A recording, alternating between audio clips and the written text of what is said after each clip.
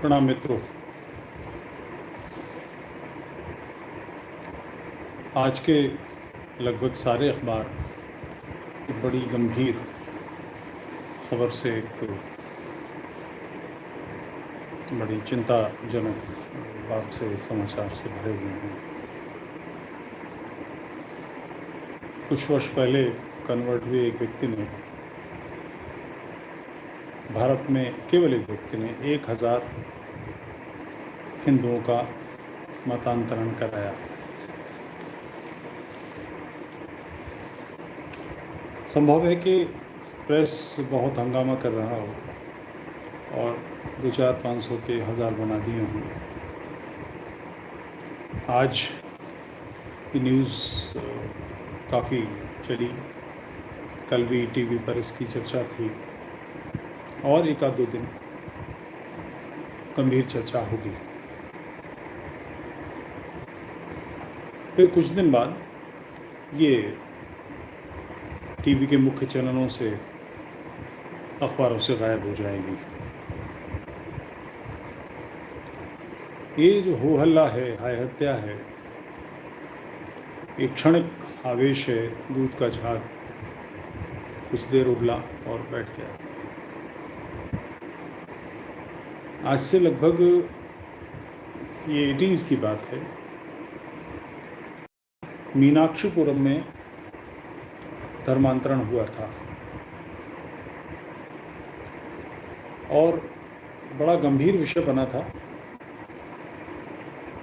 इसलिए कि बड़ा ढोल बजाकर घोषणा करके कि 1 महीने बाद वहाँ धर्मांतरण किया जाएगा और वहाँ के मीनाक्षीपुरम, केरल के हरिजन समाज के लोगों को मुसलमान बनाया गया था। भारत में एक आंधी सी आ गई थी। बोट क्लब पर एक बड़ी रैली हुई, विराट हिंदू समाज नाम से। कर्ण सिंह जी ने उसकी अध्यक्षता की, लाखों लोग एकत्र हुए।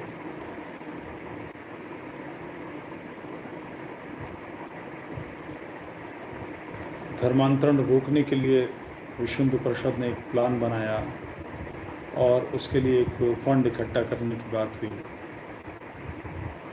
संस्कृति रक्षा निधि नाम से, और लोग छात्र थे, बड़े उत्साह से धन एकत्र किया।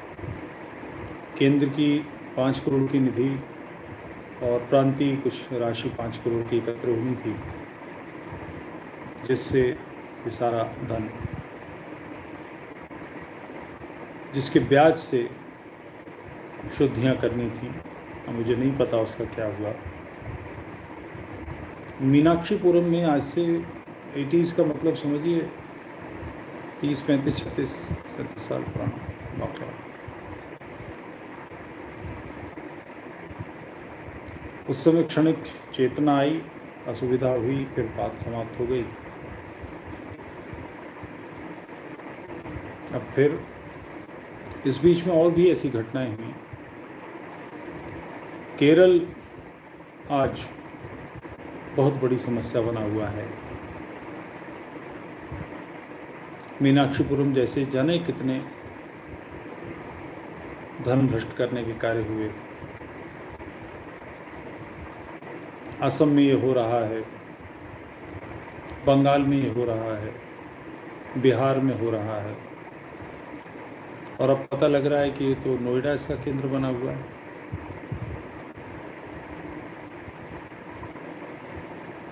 सावरकर जी ने बहुत पहले कहा था, धर्मांतरण राष्ट्रांतरण है। रामबली जब रैमबुल बनता है तो वो अपनी जड़ों से कट जाता है। रमेश जब रमज़ान बनता है तो उसकी पैर अपनी धरती पे नहीं रहते। ये जो दोनों मत हैं, इनकी मांगें साम्राज्यवादी हैं। अपनी धरती से कटने का मतलब अपने पूर्वजों से भी अलग हो जाना। उनके हित अहित अब अरब से या यूरोपियन कंट्री से जुड़ जाते हैं।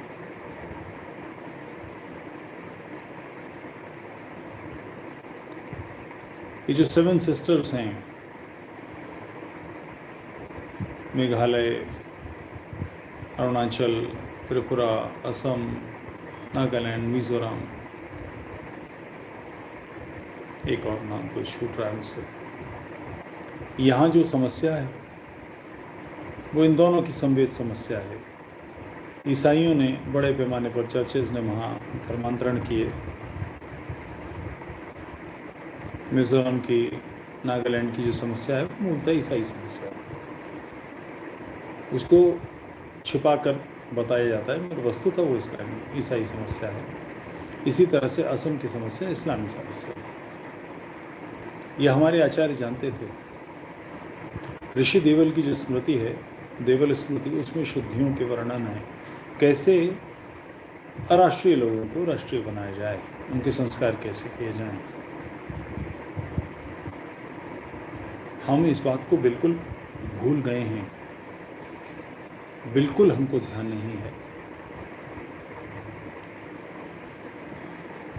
ये कुछ समय पहले,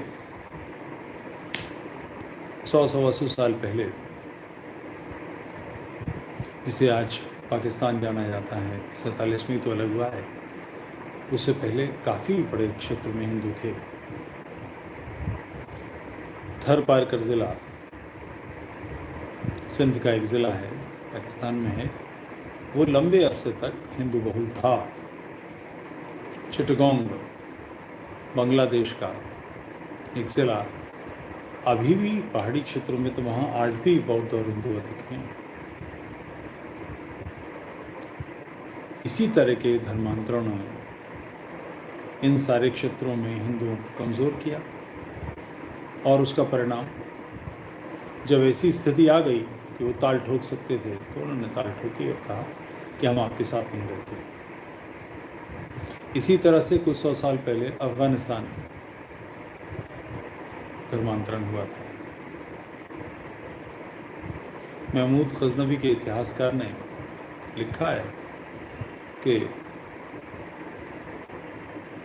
अफगानिस्तान में कुछ 100 लोग मुसलमान बने। उसी समय चिंता कर ली जाती तो ये दिन नहीं देखने पड़ते कि अफगानिस्तान आज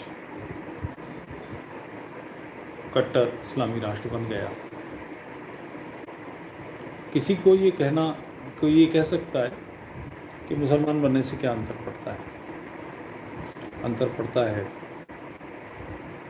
हमारी जो मूल देशना है कि तुम गलत भी कह रहे हो तो भी जब तक तुमसे राष्ट्र और धर्म की हानि नहीं होती, राष्ट्र यानी समाज, धर्म, राष्ट्र और धर्म की हानि नहीं होती, तब तक मैं तुमसे सहमत नहीं हूँ। फिर भी तुम्हारी बात के कहने का संरक्षण दूंगा, साथ दूंगा। मुंडे मुंडे मतिर भिन्ना, भिन्न प्रकार की बुद्धि होती है सब में। हम सब ये बात कह सकते हैं, आप गलत हैं या आप सही हैं, मगर आपको अपनी बात कहने का अधिकार है। आप मुझसे मत भिन्नता रखते हैं तो मैं आपका गला काट दूंगा। ये मानसिकता भारतीय परंपरा की नहीं है। धर्मांतरण का परिणाम यही होता है। जहाँ भी 25-30% हुए, वो अपने क्षेत्र से लोगों को हटाने की बात करने लगते हैं। अभी कुछ ही दिन पहले तमिलनाडु हाई कोर्ट ने फैसला दिया है, एक छोटी सी बस्ती के लोगों ने कोर्ट में रिट की कि हम इस क्षेत्र में हमारी संख्या अधिक है, अब यहाँ हिंदू कम हैं। इससे भारत में ये परंपरा रही है, दक्षिण में तो अभी भी है, उत्तर में नहीं है। मंदिरों में जो देवता हैं वो 2 हैं। एक तो चल देवता है, वो रखा हुआ है, वहीं उसकी उपासना, स्तुति, पूजा, ध्यान, भजन। दूसरा, वर्ष में एक बार जिनकी या विशेष त्योहारों पर यात्रा निकाली जाती है, चल मूर्ति कहते हैं उसको, चल जयंती। तो उसने ये कोर्ट में रिट की कि हमारे क्षेत्र से ये चल यात्रा न निकाली जाए। तमिलनाडु में इस्लामियों की संख्या 5.5% है, फिर भी वो इतना बड़ा दुस्साहस कर सकते हैं। कारण, उन्हें इसकी बिल्कुल चिंता नहीं है कि ऐसा करेंगे तो हिंदू रिटेलिएट करेंगे, हिंदू प्रतिरोध करेंगे, हिंदू प्रतिशोध लेंगे।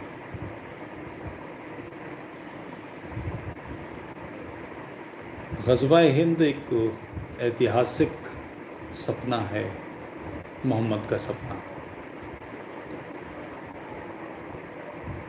भारत पर आक्रमण होगा, खुरासान से काले झंडे उठेंगे। ये जो काले झंडे बनाए हैं आईसिस ने, दाइश ने, उसका कारण यही है, वही ग़ज़वा हिंद की हदीस है। और इस चिंतन का कारण ये है कि इस्लाम मूलतः सारे संसार को ग्रसित करने की मानसिकता का धर्म है। विश्व भर में उसका राज्य होना चाहिए, सारे लोग मुसलमान होने चाहिए, सारे काफिर, मुशरिक, मुल्हिद, मुर्तद सब ख़त्म हो जाने चाहिए, सबको मार दिया जाना चाहिए, सबको कन्वर्ट कर लिया जाना चाहिए। मगर इस काम को करने के लिए जो सेनाएं तैयार करनी है वो तो सऊदी अरब की बस की नहीं। पानी नहीं है, आज तो तेल मिल गया, पहले तो वो भी नहीं था, करेंगे कैसे? साधन नहीं है। इतनी बड़ी संख्या जो विश्व भर को ग्रसित कर ले, डस ले, वो मिलेगी कहाँ से? दो ही राष्ट्र हैं, चीन और भारत। तो भारत को मुसलमान बनाने का, भारत पर हमला करके उसे जीतने का, संपूर्ण काफिरों को मुसलमान बनाने का उद्देश्य, सपना हमेशा से इस्लामियों के जहन में है। ये शस्त्र शामिला धरती का देश है, 6 ऋतुएं हैं, सब प्रकार का साधन है। आज हमारी संख्या 130 करोड़ है और हमारी संपूर्ण सेना, सब प्रकार की पुलिस इत्यादि सब मिलाएं तो भी 30 लाख नहीं है। यानी 30 लाख की सैन्य बल तैयार करने के लिए 130 करोड़ों का उत्पादन चाहिए, रेवेन्यू चाहिए। सऊदी अरब में कहाँ से आएगा? पीने का पानी नहीं। तो वो फैलेंगे भी तो ईरान भी लगभग 80% तो रेगिस्तानी है। तो यही क्षेत्र उसके पास है, यही उसका आधार है। इस आधार को जीतने के लिए, यहाँ से संपूर्ण संसार पर हावी होने के लिए एक मानसिकता, कोई हमला करेगा तो भारतीय टुकड़े कर देंगे, कैसे होगा? तो इसके छोटे छोटे घाव दिए जाएं। जिस बड़े व्यक्ति से आप जीत नहीं सकते, उसके छोटे छोटे 1000 कट दे दीजिए, खून के रिसने से मृत्यु हो जाएगी। तो उसमें जगह जगह ये पॉकेट्स बनाए जा रहे हैं। एक कंधे पर घाव दे दिया पाकिस्तान, दूसरे कंधे पर बांग्लादेश, यहाँ पर अफ़गानिस्तान, तो इंडोनेशिया, मलेशिया, केरल, असम, बंगाल, छोटे छोटे पॉकेट्स बनाकर कश्मीर की समस्या, भारत में हज़ारों कश्मीर तैयार हो गए हैं और उनकी बुनियाद धर्मांतरण है। एक हिंदू का मुसलमान बनना, एक कदम हमारा पीछे हटना और उनका आगे बढ़ना है। जब तक प्रतिशुद्धि नहीं करेंगे, इस्लामियों की घर वापसी नहीं करेंगे और ऐसे व्यक्ति जो ये कार्य कर रहे हैं दंडित नहीं किए जाएंगे, तब तक कैसे काम बनेगा? कैसे इस समस्या का समाधान होगा? एकमात्र हल शुद्धियां हैं, घर वापसी है। हम 100 करोड़ से अधिक के राष्ट्र हैं। क्या हम में जीतने का जज्बा है, ललक है? ये धरती हमारी है, हमारे पूर्वजों की है, चक्रवर्ती सम्राटों की, श्रेष्ठ महर्षियों की, ऋषियों की ये धरा है। इस धरा को हम अपनी बनाए रखेंगे? क्या हमारी मनस्थिति है? यदि है तो एक अनिवार्य कार्य प्रतिशुद्धि, घर वापसी, हिंदू बनाना वापस, यही एक हल है। 100 करोड़ से अधिक हैं, 10 करोड़ ये शपथ लें कि अगले 5 वर्ष में प्रत्येक हिंदू हम में से 2 लोगों की शुद्धि करेगा। और उसका सबसे सरल उपाय यही तरीका है जो इसने किया है। निर्धन लड़कियां उनकी मुसलमानों में बहुत हैं, उनकी हिंदू से शादी कराइए और गर्वान्वित, सौभाग्यशाली, तेजस्वी हिंदू बहू बने। उनको सब प्रकार से सम्मान दीजिए जिससे वो रास्ता बने और वो एक दरवाज़ा बने ताज़ा हवा आने का। वो अपने समाज में बताएं कि हिंदुओं में शादी होने का परिणाम बहुत अच्छा होता है। सबसे आसान यही वर्ग है। लक्ष्य ले लीजिए। मैं कई बार पूछता भी हूँ, लव जिहाद की चिंता हो रही है, अनवर और असलम मयंक और शशांक बनकर आईडी बनाते हैं और उसके बाद हिंदू लड़कियों को बरगलाते हैं। मयंक और शशांक को अनवर या असलम बनकर आईडी बनाने से किसी ने रोका है? आपसे ये काम क्यों नहीं होता? अपने परिवार को तैयार कीजिए, स्वयं मनस्थिति बनाइए। हमारे जो तरुण हैं, लक्ष्य लें, तय कर लें कि हमें एक शुद्धि तो इस तरह से करनी है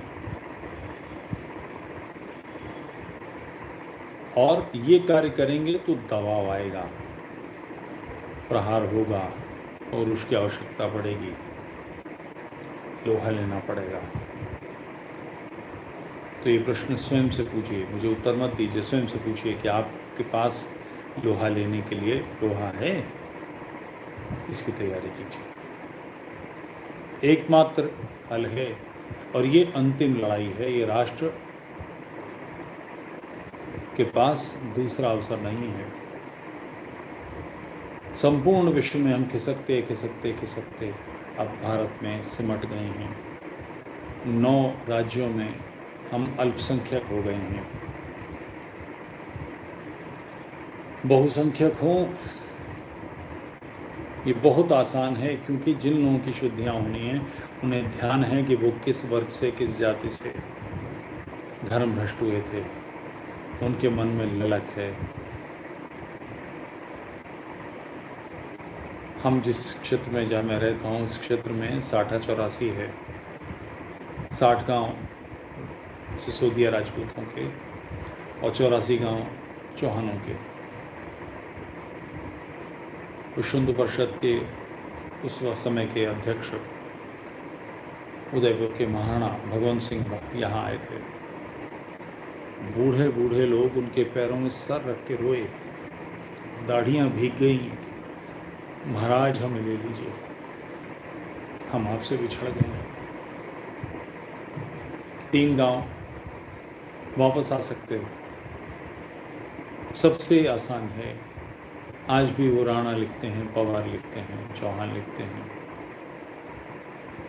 ये क्षेत्र पश्चिम उत्तर प्रदेश और हरियाणा, ये मूल समर की भूमि है। यहाँ मुख्य संघर्ष होना है। जाट मूले मुसलमान बने हुए जाट आज भी गौरवान्वित जाट हैं। राजपूत मुसलमान बन गए मगर राजपूत पहचान रखते हैं। त्यागी मुसलमान बन गए, आज भी त्यागियों की पहचान है। रोटी बेटी जोड़िए, समाज को, अपने भाइयों को गले लगाइए। इसके अलावा कोई विकल्प नहीं है, कोई तरीका नहीं है। कभी मैक्लोडगंज जाइए, वहाँ तिब्बत के विस्थापित शासक दलाई लामा का हेडक्वार्टर है, तिब्बती हैं वहाँ पर। कभी उनके साथ बैठिए, बात कीजिए। तिब्बत से निकलकर सब कुछ सुविधाएं हैं, भारत सरकार बहुत कुछ दे रही है, मगर घर नहीं है। एक शेर सुनाता हूँ, अच्छा शेर। आज से 20 साल बाद इसका उपयोग करने का पड़ सकता है। घर तो ऐसा कहाँ का था लेकिन, घर तो ऐसा कहाँ का था लेकिन, दर बदर हैं तो याद आता है। हमारे पास कोई जगह नहीं है यहाँ से जाने की, यहाँ से अपने आप को बचाने की। यही एकमात्र भूमि है हमारी। और इस भूमि को बचाने के 2 ही उपाय हैं। एक तो शुद्धियाँ, घर वापसी, और दूसरी पौरुषवान समाज। पौरुष का कोई विकल्प नहीं है। इसकी तैयारी कीजिए, इसकी मनस्थिति बनाइए। ये एक दिन का हो हल्ला बनकर न रह जाए। लक्ष्य ले लीजिए, जीवन का लक्ष्य, 2 लोक शुद्ध करूंगा। ऐसा करेंगे तो धर्म ध्वजा फिर फहरेगी, राष्ट्र फिर उन्नत होगा, भारत माता का भाल विश्व में जगमगाएगा। प्रणाम स्वीकार।